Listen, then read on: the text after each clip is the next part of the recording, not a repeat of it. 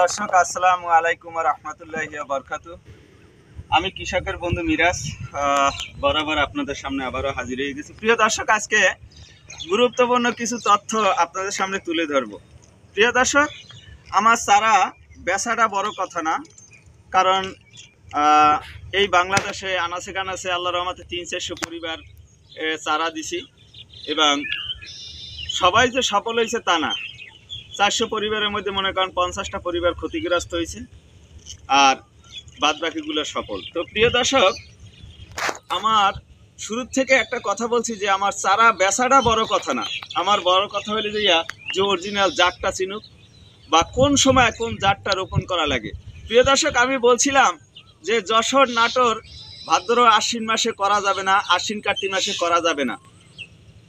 প্রিয় দর্শক, এই যশোরের জাতটা এখন করেন, আপনারা ভালো লাভবান হইতে পারবেন। কিন্তু এখানে অনেক জাত আছে, যশোর, নাটোর, বাড়ি লতিরাজ, বাড়ি ১৪, বোম্বাই লতিরাজ, ফেমাস, আলমের মোতা কচু, অনেক জাত আছে। কিন্তু সঠিক সময় সঠিক জাতটা আপনাদের রোপণ করতে হবে। কোনো জাত যে খারাপ একেবারে তা না। কোনো জাত আছে লতা হবে হালকা, কাঠ হবে বেশি। যেমন আমি একটু যে সব সময় রোপণ করা যাবে না সেই দৃশ্যটা একটু আপনাদেরকে দেখাই। কারণ এটা কিন্তু বাড়ি লতিরাজ এক, যেটা কপালে কালো তিলা। দেখেন, আমি যদি এই যে লতাটা আমি হারভেস্ট করলাম, এই দেখেন বাড়ি লতিরাজ থেকে এই লতাটা হারভেস্ট করলাম। প্রিয় দর্শক, এটা হইলে যশোরের লতিরাজ এক।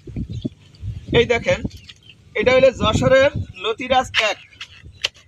দেখেন এই যে ফুলে এসে গেছে। দেখেন, আমি বলছি যে সব সময় সব জাত রোপণ করা যাবে না। প্রিয় দর্শক, এই দেখেন ফুলে এসে গেছে। তো আমি যে কথাটা বলতে চাই, এটা তো বাড়ি লতিরাজ এক। দেখেন তো এই কপালে কালো তিলা, এটাই ফুল আছে কিনা? এটাই কিন্তু ফুল নাই। আর লতাগুলার যদি কোয়ালিটি আপনাদেরকে দেখাই, দেখেন লতাগুলার কোয়ালিটি দেখেন। তো প্রিয় দর্শক, এটা বাঁচাও লাগবে না। তো আমার হিসাবটা ওখানেই। আমার চারা বেচাটা বড় কথা না, আমার বড় কথা হলে যে প্রত্যেকটা কৃষক সঠিক সময় সঠিক জাতটা রোপণ করুক। এই জাতটা যশোরের, এই জাতটা যে রোপণ যদি করছি তাহলে আমি ক্ষতিগ্রস্ত হয়েছি না? দেখেন বাড়ির তীরে কিন্তু ফুল হয় নাই। প্রিয় দর্শক, সব জাত রোপণ কইরা আমি সব জাত রোপণ করছি। রোপণ কইরা কোন জাতটা ভালো এটা মনে হয় আমার চাইতে আর কেউ ভালো জানে না। আমি কোনো ইউটিউবারের কথা বলতেছি না, আমি একজন কৃষকের কথা বলছি। আমি একজন কৃষক হিসাবে আপনাদেরকে সম্পূর্ণ তথ্যগুলো আজকে দিয়ে দিচ্ছি। যত জাত আছে আপনারা এখন রোপণ করেন বা এখনের পর থেকে 1 মাস পরে রোপণ করেন, বা ধান কাটা হয়েছে আপনি রোপণ করেন। কারণ 1 বিঘা ধান আর 1 বিঘা লতি কচু আর 10 বিঘা ধান সমান। কিন্তু আপনার চাষটা বুঝতে হবে, আপনার সঠিক জমি নির্বাচন করতে হবে, আপনার সঠিক সময় সঠিক জাতটা রোপণ করতে হবে। কিন্তু আমি এই বাড়ি লতিরাজ জাতটা বেছে নিই এই কারণে, এটায় ফুল আসে অনেক লাস্টে। দেখেন এটায় ফুল আসছে, এটা কিন্তু কপালে তিলা নাই। দেখেন এটা কিন্তু যশোরের একটা জাত, আর এটা কিন্তু বাড়ি লতিরাজ এক। নাটোরের যে জাতটা আছে এটা কিন্তু কাঠের জিনে বিখ্যাত, এটা লতার জিনে বিখ্যাত না। আর ওই চ্যানেলটা চালাইলে আসাদের জাতও আমার কাছে আছে, আপনারা যদি লাগে তাহলে মাগনা নিয়ে যেতে পারেন। ওটা কাঠের জিনে বিখ্যাত, আধা ওটা লতা খুব কম হয়। এই বাড়ি লতিরাজের 50 ভাগের 1 ভাগও লতা হয় না। এই তথ্যটা হয়তো তুলে দিই, অনেক ইউটিউবার আমার উপরে খেপে যাবে। কারণ ভাই, এই আসল তথ্যটা তুলে দিচ্ছি, আমি একজন কৃষক, আমি চাই না একটা কৃষক ক্ষতিগ্রস্ত হোক। আপনারা সব সময় আমি বলি, আপনারা সঠিক সময় সঠিক জাতটা রোপণ করেন। এখন যে কোনো জাত রোপণ করতে পারেন। যদি নাটোরে রোপণ করেন সেটা কাঠটা অনেক বড় হবে, কারণ ফুল আসার কোনো সম্ভাবনা নাই। দেখেন এটা কাঠও বড় হয় না, এটার গোড়ায় লতি নাই, লতি আছে। দেখেন এই দেখেন লতি,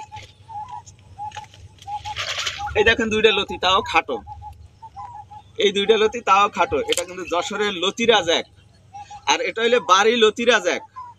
আর বোম্বাই লতিরাজ আছে, ফেমাস আছে, আলমের মোতা কচু আছে, নিউটন আছে।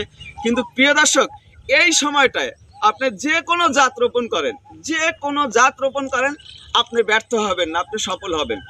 কিন্তু আর একটা কথা বলি, এই কচুর 2টা দিক রোপণ করার, একটা হইলে আমন, একটা হইলে ইরি।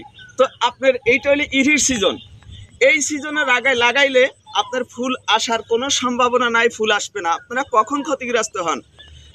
মনে করেন পৌষ মাসে রোপণ করলেন এই যশোরটা, আমি পৌষ মাসে রোপণ করলাম, পৌষ, মাঘ, ফাল্গুন, চৈত্র, বৈশাখ, জ্যৈষ্ঠ।